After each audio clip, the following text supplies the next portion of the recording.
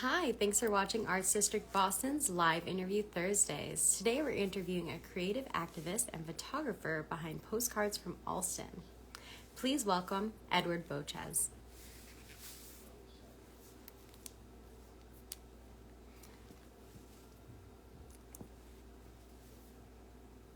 All right, here he is, so we're just going to connect.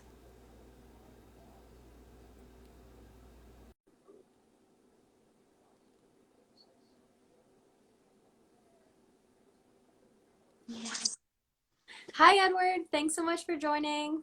Thanks for having me. How are you? Good. It's great to see you. Good to see you. Are you in your studio right now? I am in my studio. You can see behind me all kinds of work prints on the wall for all the different projects I have going on. Some framed photographs that I'm bringing down to the Plymouth Arts Center this weekend. And in the corner way back there, stacks of postcards that we'll be offering at our sidewalk opening on Saturday. That's great. What are you doing in Plymouth? Two photographs from postcards from Allston were juried into a big gallery show at the art center down there. So yeah, so I'm delivering framed prints. That's awesome. Great. And what is your show on Saturday? Do you want to tell us a little bit about that? Yeah, so for the last I'm gonna see if I can rig this phone back up. Hold on to a couple of those. Okay, here we go. Yeah, so is that working or not? Looks pretty good. Yeah, so for the last year or so, I've been photographing a lot in Allston, which I live right near Package Corner, and I love Allston, the people, the restaurants, the neighborhood, the artwork, and so I've been doing what I would call sort of urban landscapes, and then also portraits of artists and musicians and social activists. So we have a website called postcardsfromallston.com. I'm partnering with Allston Village Main Streets, and we now have an installation, public art, if you will, at 122 Brighton Avenue. Some nice big prints in the windows, and we thought the weather's going to be great, and it's that time of year, and we're all tired of being alone indoors, so we're going to do a little sidewalk opening. And you're going to be there, right? Yes, I am. And we're going to be there from 3 to 5 if anyone wants to stop by at the former Urban Renewals location.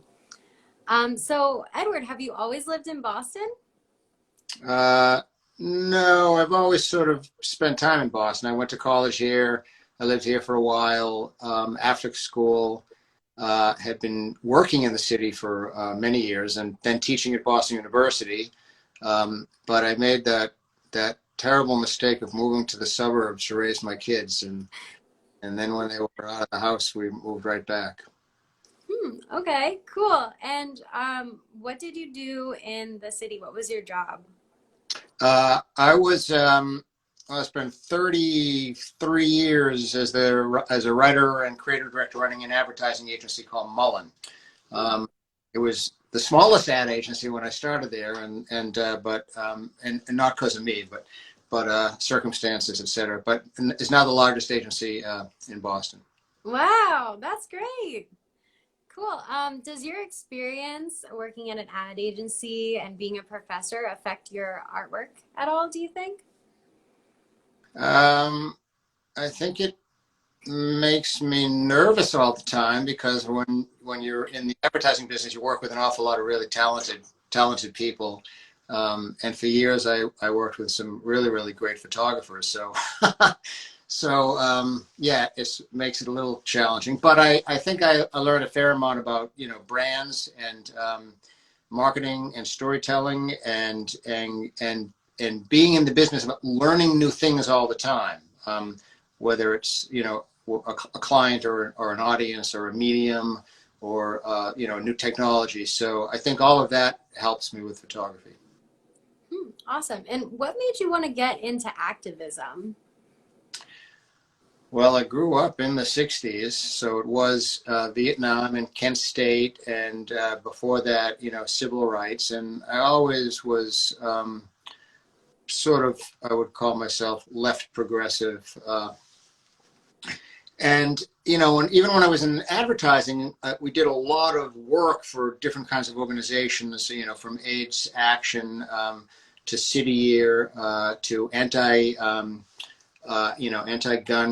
work we did for the Ad Council. So I was always somewhat, involved from my early days as a protester and writing underground newspaper stories to later on trying to do, positive work, even when I was in the commercial business. But I'm old now, and I'm sort of retired, and I don't want to,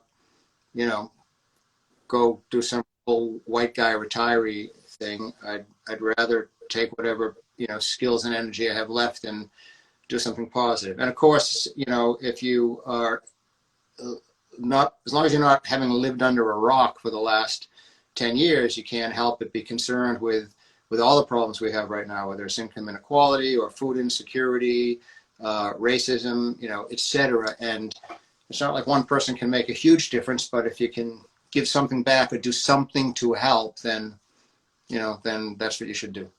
Yeah, and what makes photography a good way to help out with this activism, in your opinion?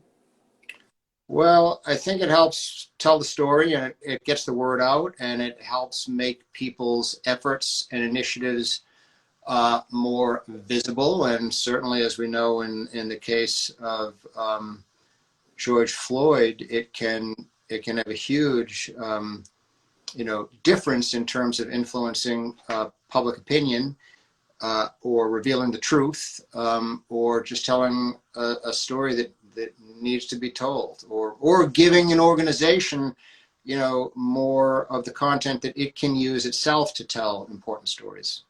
Yeah. Okay. And what is your most impactful project you've done recently?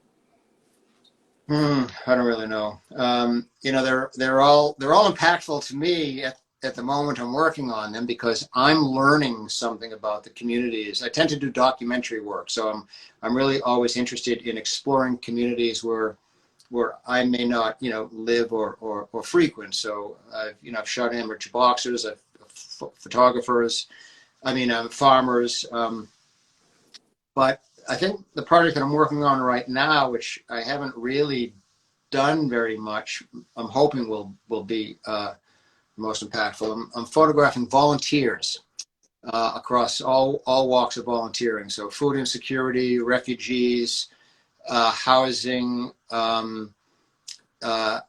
education, the arts, and it's the first project I've really done where I'll call it a text and image project. So it's my photographs, but the words of the volunteers.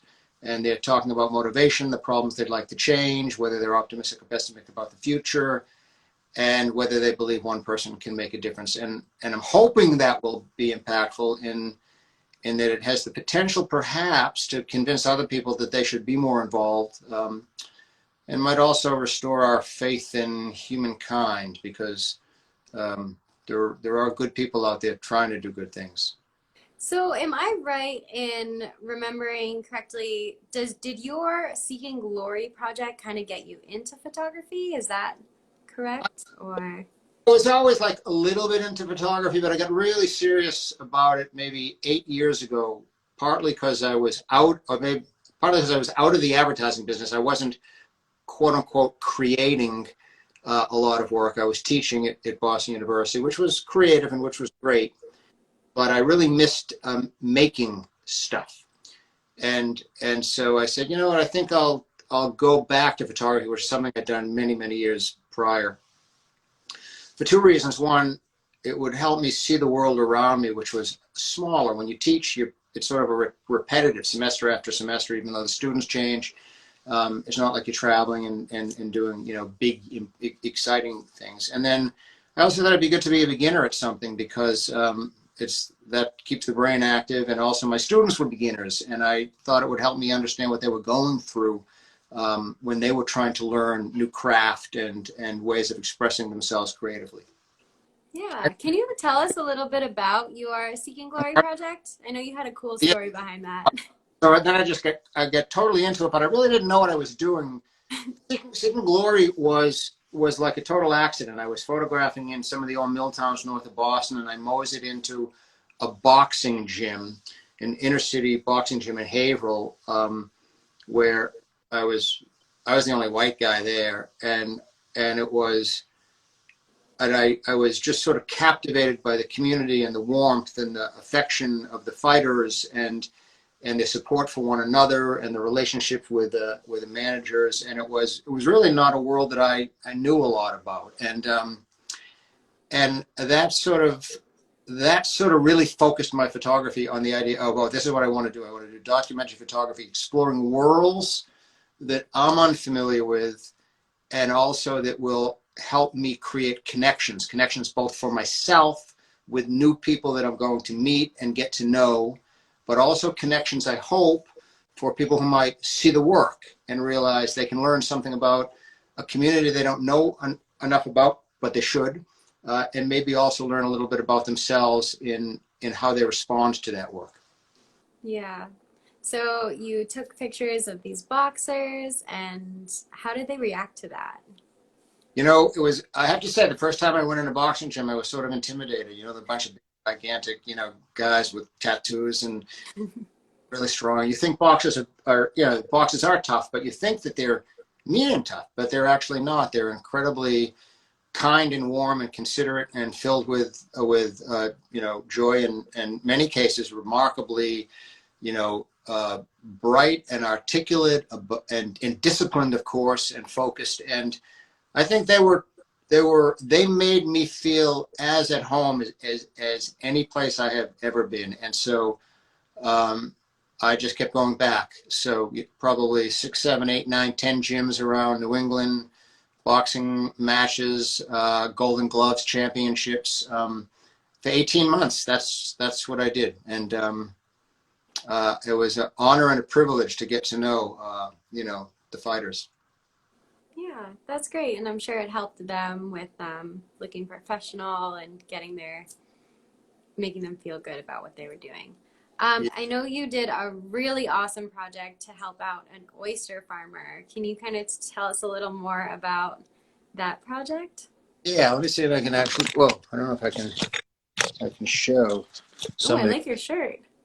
Oh, sure. Dorchester up. Right. So his, I don't know if you can see these. Can you see some of these pictures on the wall or not? Can you see those or not? Maybe Oh, one more time. okay, how's that? Oh, cool. All right. So, so last summer, I've been interested in food as a metaphor for income differences, income inequality, and the idea of who has access to food, good food, and healthy food. And there's the big DAP logo there. Who can where there are food deserts, and who can get, high quality food. So I ended up photographing a lot of local small farmers, and it turns out that also is an economic challenge. It's not easy to become, not easy to be a farmer these days.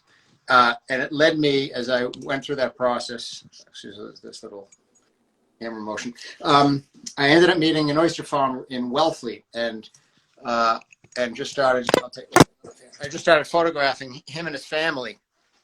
And with the idea that I was going to track an entire season of what it was like, to be living off the land and live by the tide, and have your life controlled by, by the water. And I think you're covering your microphone or something. oops. Any better? Yes, thank you. So yeah, no, and I really, and I tend to really get into my subject, so it's hard not to end up developing relationships with them. And then COVID hit, and that was going to obviously ruin the project, to put it on hold for a bit, but it also was going to mess up his life. He was a single, he was a guy with a wife and a couple little kids, and just a one person, show on the flats in Wellfleet. And I offered to help him out, and he said, well, if you got any friends who want oysters, see if your friends want oysters. So turns out they did. We sold 95,000 oysters, out of my driveway, and a couple of other stops along the way between Wellfleet and Boston. And that also was pretty interesting. I mean, talk about if photography having an impact. I use the photography to tell the story of this farmer, Jason, and his wife and kids, Leaf and Loki and Elizabeth, and use the photographs to tell the story of the oysters and this farmer. And I think people really liked that, and they responded well. And as I said, we sold a lot of oysters. So That's so cool hopefully and I'm impressive. project this summer because it's nowhere near done, and it's it may be another one of those things where I do it for 2 or 3 years until I get tired, or they get tired of me. Oh, that's great. I'm so glad it worked out a little better for the oyster farmer. Um, what is sorry, pandemicboston.com? Oh, so that's a website I built to showcase the work of 6 photographers. One of them is me, who all photographed during the lockdown. When Charlie Baker said, "Okay, here we go," and I live right near Packers Corner, so that's BU West Campus, Kenmore Square, not far away, and as soon as the pandemic was declared, obviously no students came back, after spring break, and the emptiness of the city, of course, was vivid and evident. And I hadn't even really thought of it as a project, but I would spend most of my days outside on the streets and taking photographs, and it just struck me how different everything looked. And there was one night. It was the Thursday night that would have been the first Thursday after spring break had the students come back, and so Comm Ave would have been mobbed, right? And there was not a single person, nor a car, nor a subway. I mean, nothing. And I took a night photograph that evening, and it stuck with me. And I said, wow, this is what I need to be doing for the next 2 or 3 months. And so every single day, I got on my little folding bike, a Brompton, and tooled around the city and took photographs of places where people should have been and weren't. And then I had a cool project, but I said, it'd be even cooler if I can find other photographers who did their version of the lockdown. So I found 5 other photographers, and I asked them if they wanted to join. We built a website, Pandemic Boston, and got a little bit of visibility and did a number of talks around the city, and then got some press in GBH and the Boston Globe, and then we got a show at Panopticon Gallery in Kenmore, which it just came down a couple of weeks ago. It was up for 3 months, which was sort of cool, even though not that many people came because it was COVID.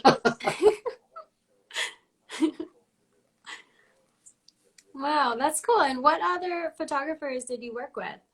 A guy named Lou Jones, who's he's got to be an old legendary local, both commercial and art photographer. He's also well known for Pan Africa. He's a black photographer, and he's does a lot of African work in Africa. He's done that. So, and another guy named Juan Murray, who's sort of he's known inside local photographic circles for his sort of dark, brooding architectural street photography. And then a guy named Jeff Larison, who also is a local street photographer. And then 2 women, Margaret Lampert, who is a commercial photographer and had done a really nice series of portraits of people through windows, sheltered inside. And then another woman named Coco McCabe, who did sort of an exploration of her own anxiety by creating these interesting diptychs that had tension between her past and present, and what it was like living sequestered, unable to go out or see anybody. Yeah, the pandemic photographs is such a great idea. Really cool. Yeah. Um, Funny, I mean, we're hoping, well, everyone hopes that their work survives beyond the moment on Instagram that day, but I mean, someday people will look back at the time period, I hope, and it'll be like one weird big fluke, and it won't be something that, we have to live through over and over again. yeah, it's history, definitely. Um, so what message do you want your art to send to people when they see it? Boy, I don't, that's sort of a stupid big question. I don't really have an answer to. Okay. I'm, I'm like everybody else, I think, who makes stuff. You, we do it for ourselves. You do it for yourself, right? Either because you're driven to, or you need to, or you want to, or it makes you feel good. So I don't think in those highfalutin terms, at all, ever. And it's funny. I mean, I don't even I don't even typically refer to myself as an artist. I just think I'm a photographer. I'm someone who takes photographs. But galleries and shows and juries and people like you refer to people like me as artists. So I guess that's what you are. But no, I hope that. I mean, I want them to look at the pictures and maybe think about something or be moved and maybe bring their own experience to it, right? I mean, we all bring our own experience to art. So whatever the artist really may have intended, may not be what you get from it all anyway. Okay. And do you have a direction that you want your photography to go in the future, or any goals for your work? I want it to get better, and I want it to be interesting, and I want to not get stuck taking the same photograph over and over. I mean, a lot of artists, writers, photographers they do the same thing over and over, whether they realize it or not. So I'm always interested in trying to learn and explore new things. I think actually there's something.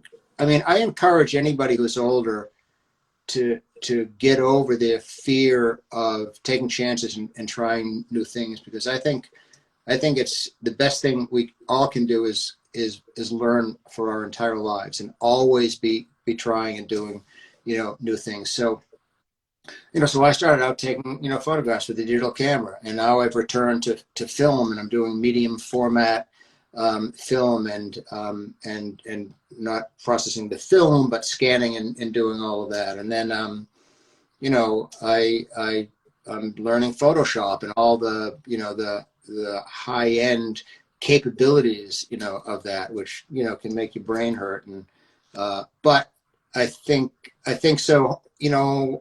I guess if it goes to place in the future, it'll continue to do exactly what it does, but maybe I'll get a little bit more experimental, which often is hard for older people, right? Cool. I mean, I know you did that one photograph recently where you took a bunch of pictures and patched them all together.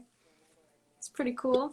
Yeah, I'm playing with that now. I don't want to go down that path because I'm more interested in documentary work, which has been out of favor from an artsy thing for a while, but I think it's making a comeback. Things like, all of Black Lives Matter, and then all of our concern for, the refugee situation in Europe, and income inequality, et cetera, has made, I think the idea of real journalistic storytelling through photography is starting to make a comeback. Yeah, we're definitely in a historical time period right now, hopefully. Cool. So I know you have your postcards from Alston projects and your volunteers projects, so you're pretty busy.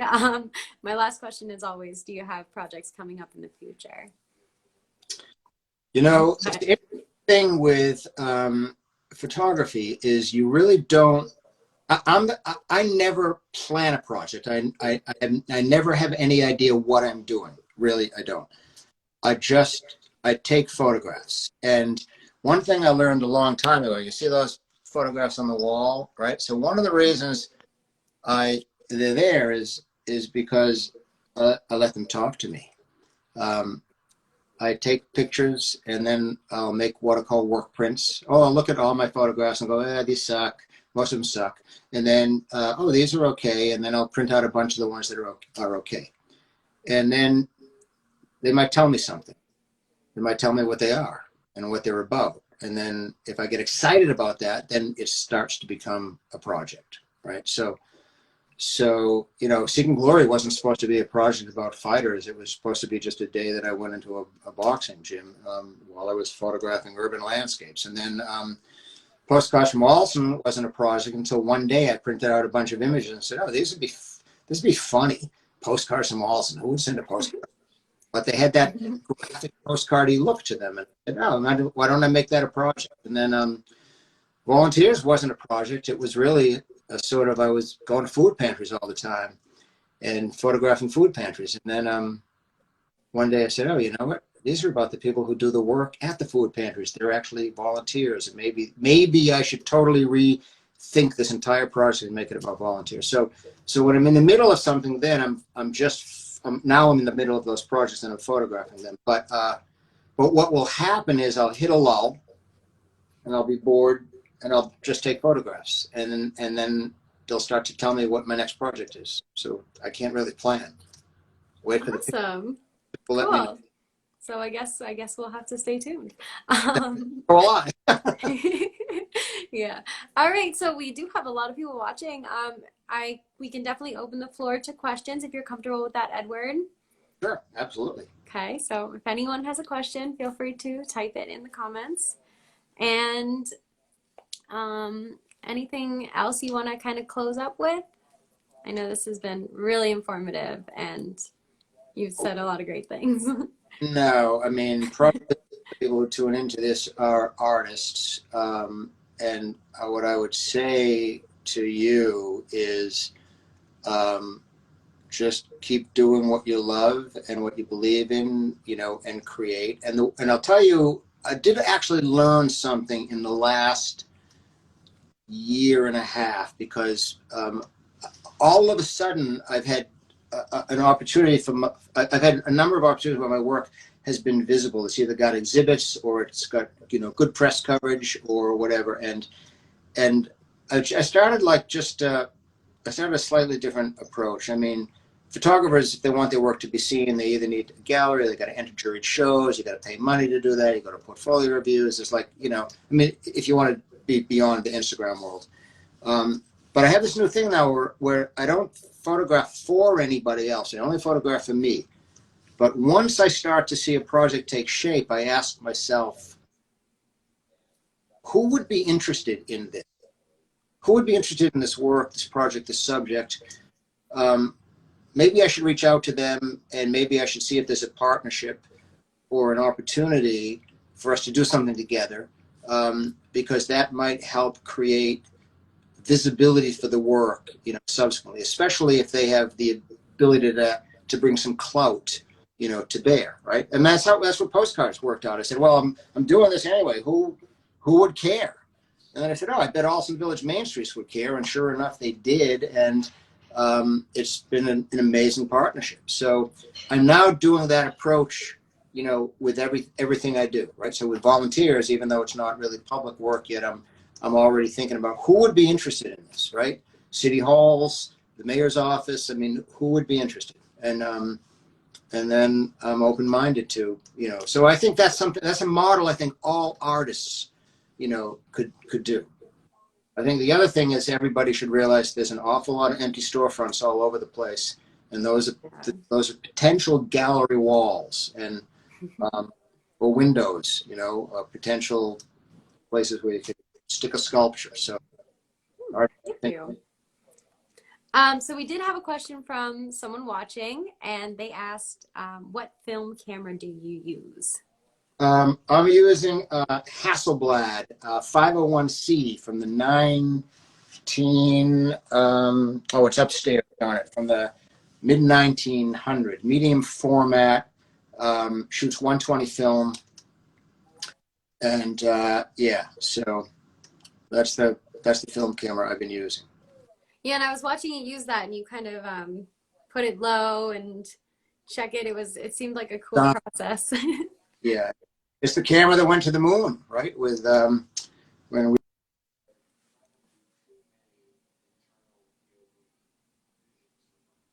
Well, I think Abbey Road. Now, that's my generation, but I got to believe everybody knows Abbey Road. So. Yeah. You cut out a little, but that camera went to the moon and shot Abbey Road. Yeah, it was not the exact same camera, but that model was the that I forget the photographer, but yeah, I mean in the old days, all the big time commercial photographers used them, and of course they're big and clumsy and slow compared to digital, so They don't get used quite as much. Daughter trying to call me. Awesome. All right. I'm learning a lot. She's working If it. anyone else has any questions, Sorry? oh, you keep cutting out. I can't hear you, but I just said if anyone else has any more questions in the audience. But what were you saying? No, I was just going to say that my daughter keeps calling me, which I can't believe she's out of work already. She usually works like 12 hours a day because working at. All right, cool. Well, this has been really informative, and I don't see any more questions. So thank you so much. And this will be on YouTube, and you can do whatever you want with it, I guess. All right, and I would, okay, well, everybody knows to support Arts District Boston and to buy merchandise now available online, correct? Mm-hmm. Yeah, thank you. And yeah, and be buying a t-shirt as soon as they're long sleeve t-shirts. All of them. I did. I added long sleeves just because I know you requested it. All right. Thank you so much. Thank you for having me. Talk soon. See you Saturday. Yep. All right. Bye.